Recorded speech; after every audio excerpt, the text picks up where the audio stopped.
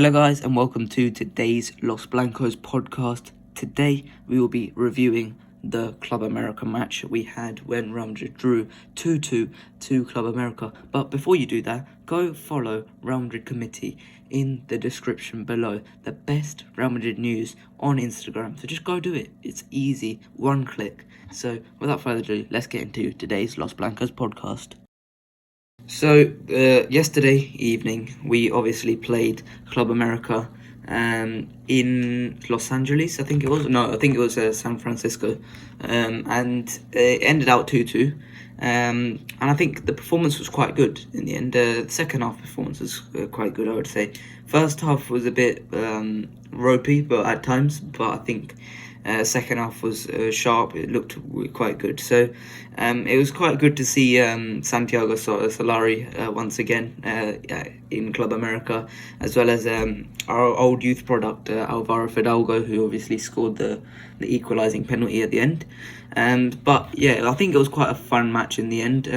Obviously, we started with a rather rotated 11 from previous match against Barcelona. I think, the Club America really gave it a good shot against us. I think they did quite well. So let's talk about the goalkeeper first, Andre Lunin. I think Lunin did quite well in this match once again. I think his distribution was quite good.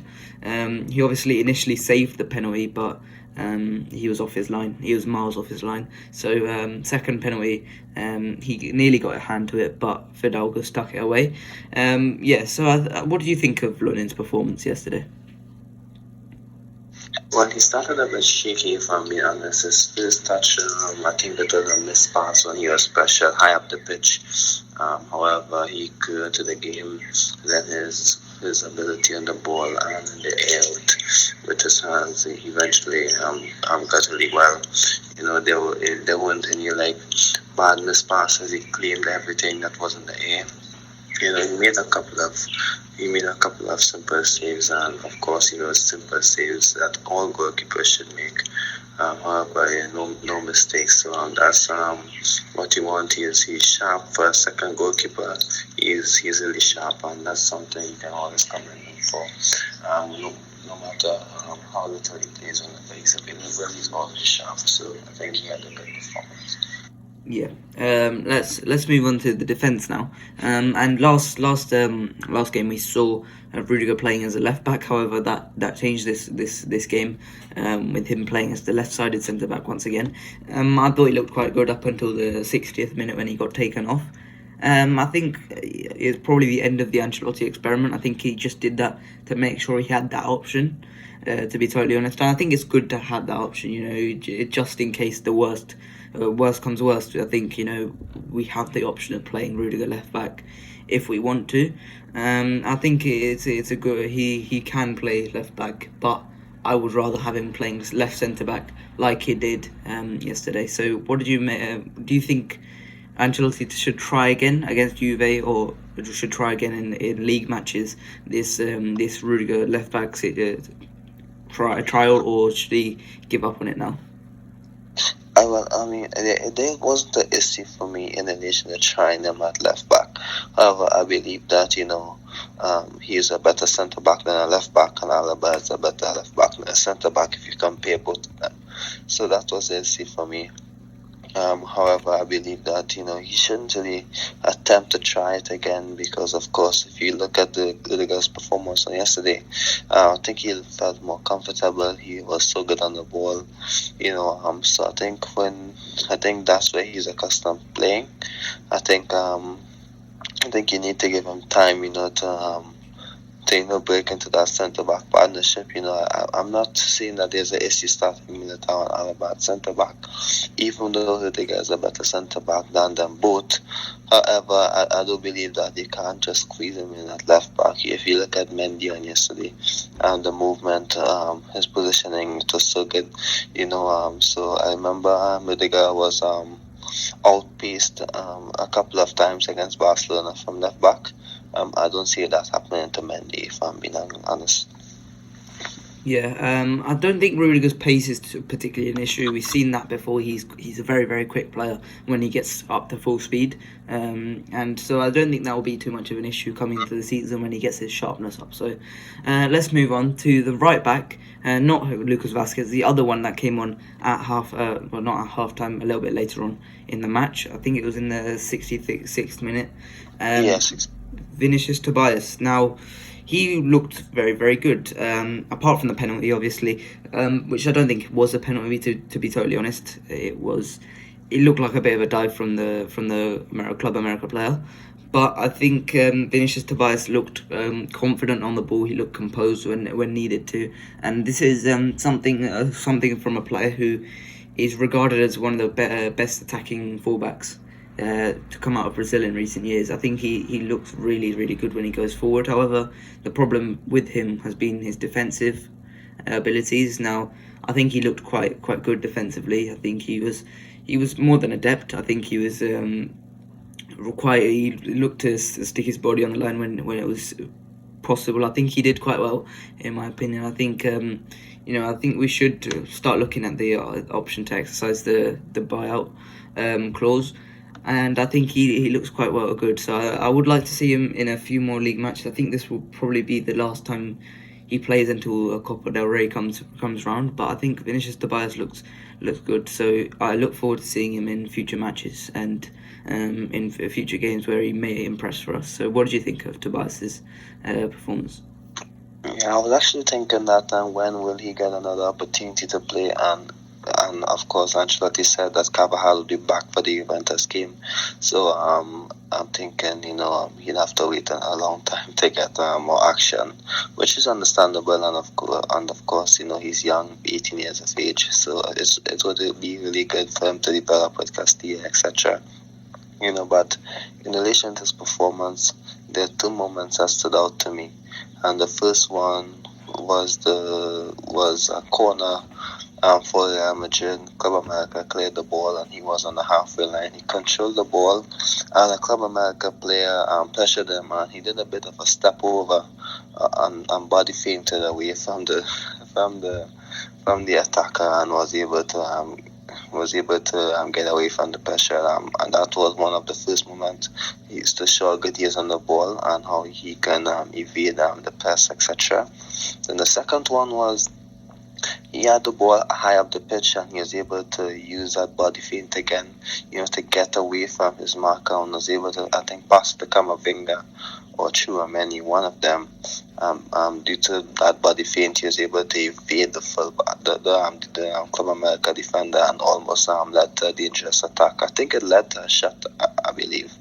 However, when I compare that against Odriozola, when Odriozola has the ball, it's a bit difficult for him to beat his player. It's a bit difficult for him, to create something out of nothing. Not just Odriozola, but Real Madrid fullbacks in general. However, I believe that he played better than Odriozola did against Barcelona. Of course, it's Barcelona and not Club America, but of course it is encouraging. So I think he's showing us something that Real Madrid don't really possess, which is how good he was, the ability on the ball, and of course the ability to drive forward and use his skill on the ball, to create chances and give us something different from fullback. And I must admit that is something that we missed from fullback on occasions on last year, the ability to have those moments to create chances. Yeah. Let's talk about the starting midfield three first, of Casemiro, Modric and Kroos. Now, these three, I think they didn't look at their best. I think they were quite rusty, to be totally honest.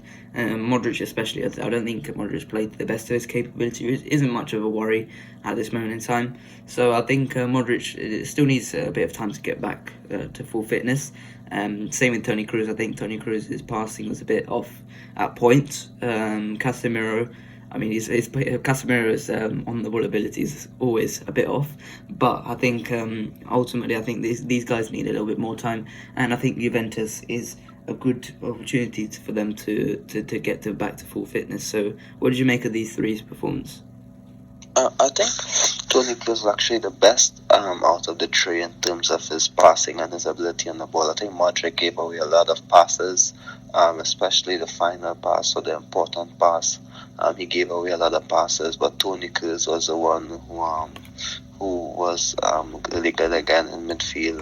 How good he was evading pressure, making the correct passes, switching the play.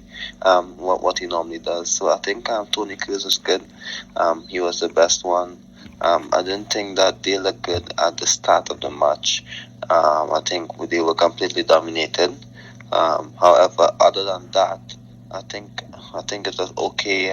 Casemiro got booked. Of course, I don't think he has been at his best in pre-season as well. Like you said, Modric, who of course it seems like he does need a bit of time.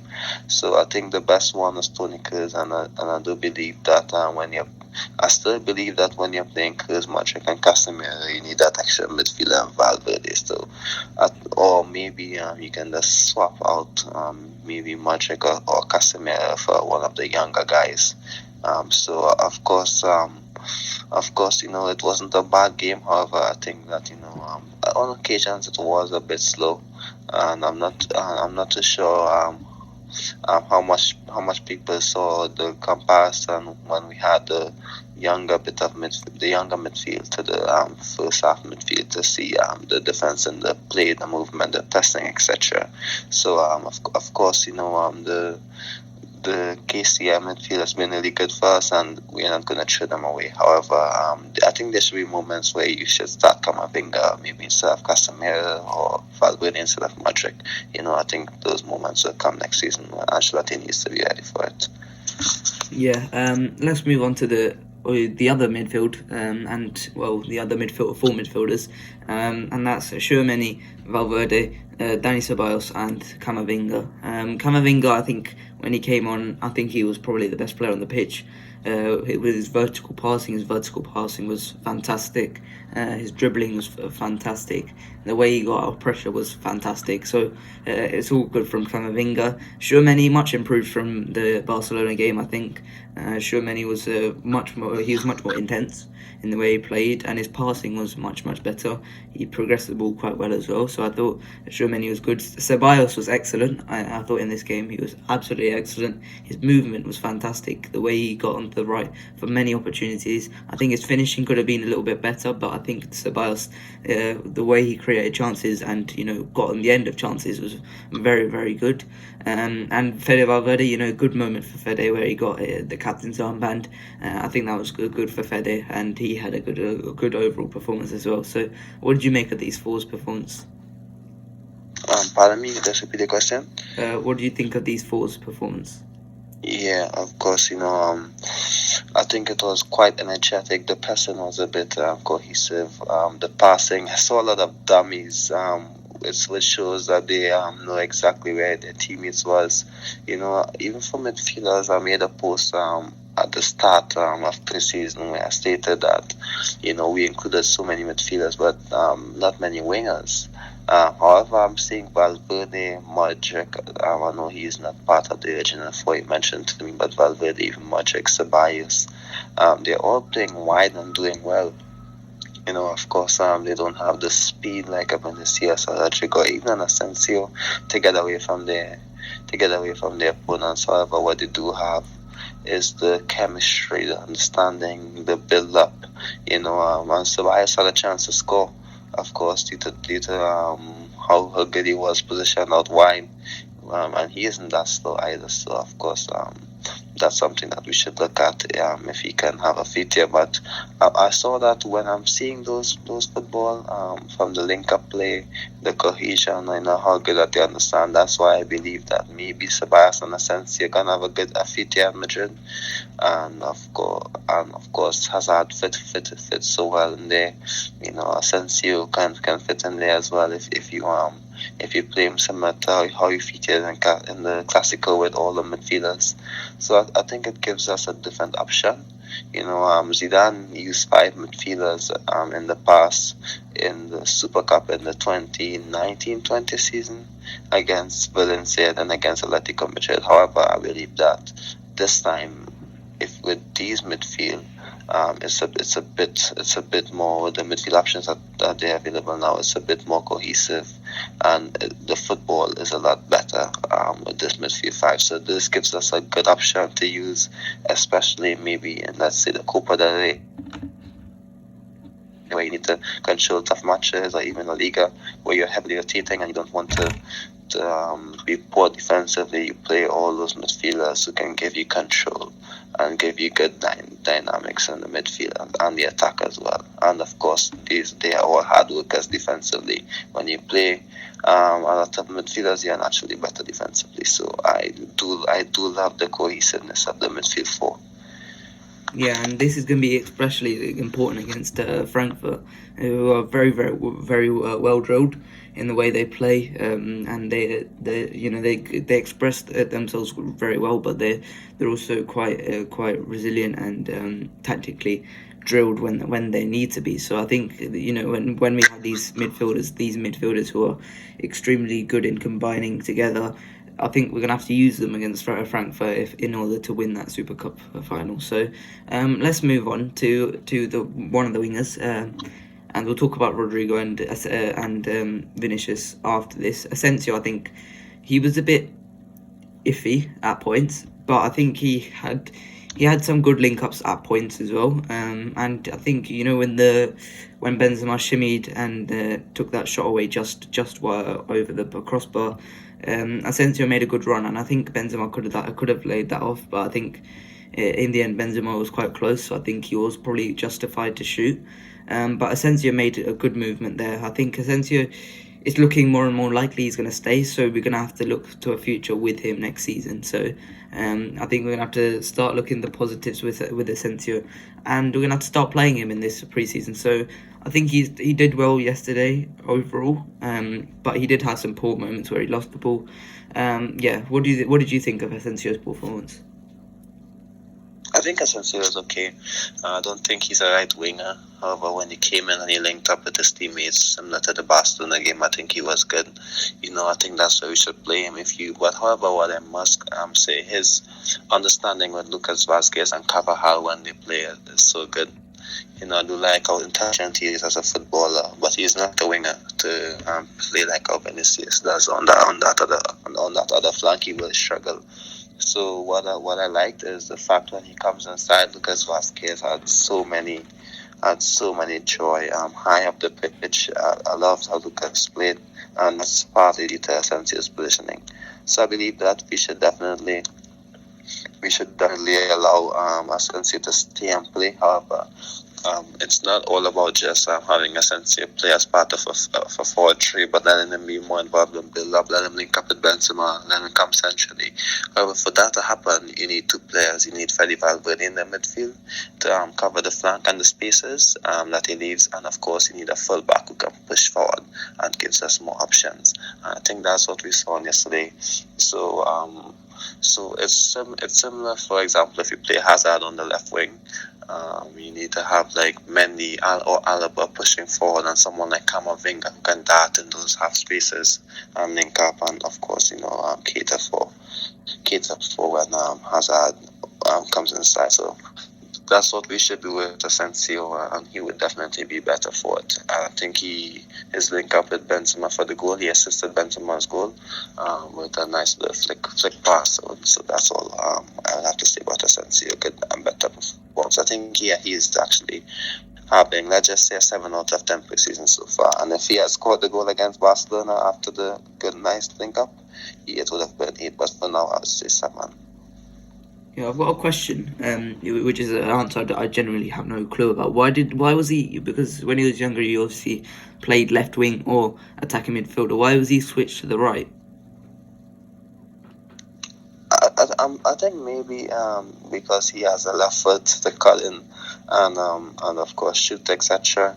But I think when he plays at left wing, he doesn't really have the speed, in the Real Madrid system, to bypass his opponents. Similar to options like Vinicius or even Bale when he played on the left wing. But of course, there are moments where he plays better as a left winger because he can, play with his better foot and make interchanges with Marcelo when Marcelo was available.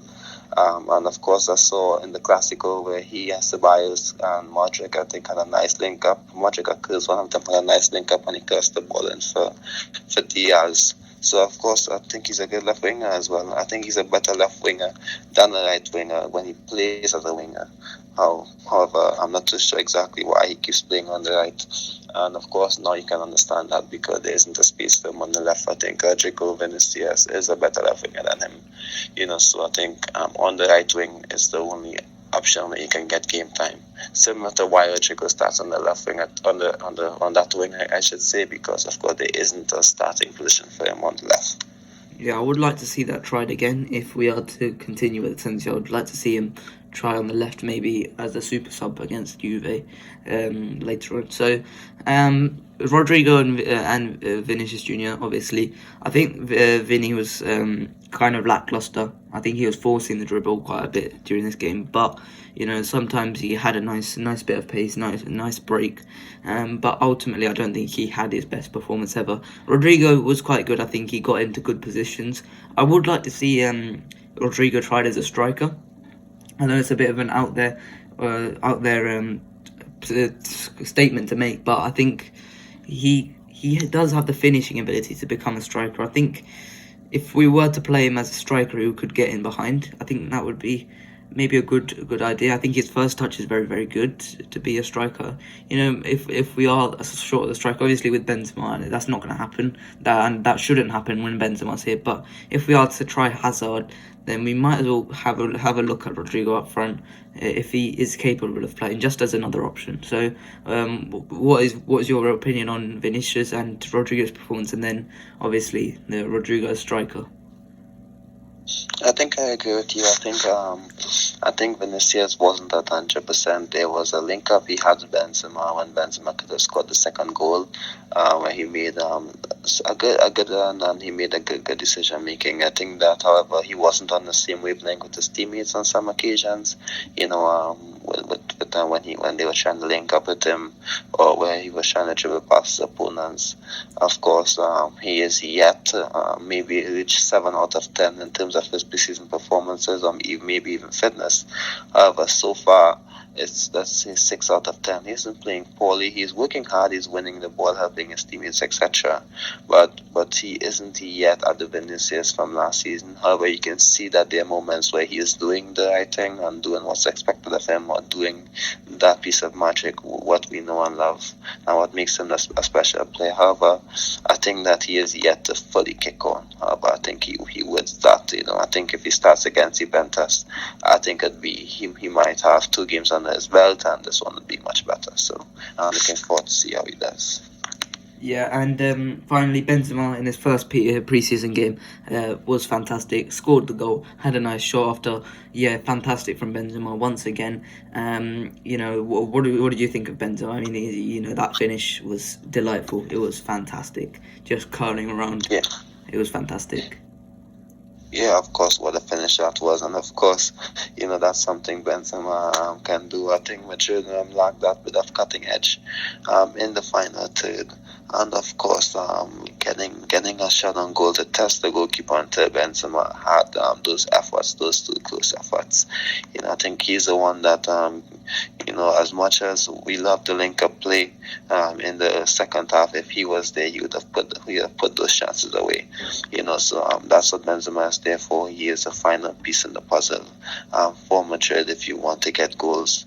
Yes, we'd have to take care of him this season. And of course, you asked me about Rodrigo as a number 9. I think Rodrigo can be maybe a better alternative to Benzema than Hazard, of course, due to his speed, his ability and work rate, etc. So I think with Benzema, we need to give him a bit of rest, and I do like how the midfield setup was last season, so we can accommodate Hazard and Rodrigo playing centrally, due to the nice movements and cohesion. But however, we do need Benzema to finish those chances, especially when we are struggling to do something productive with the ball. Yeah, and finally, actually, let's not talk about Mariano. Wasn't exactly the best performance from Mariano Diaz. But I think that is it for this match. We'll be back once again with the Juve match. I think it's on Sunday. It'll be like that game, midnight Sunday. So join us for that after that on Sunday. But that is it for today's Los Blancos podcast. I hope you guys enjoyed. Please like and subscribe, and I'll see you guys later. Bye bye.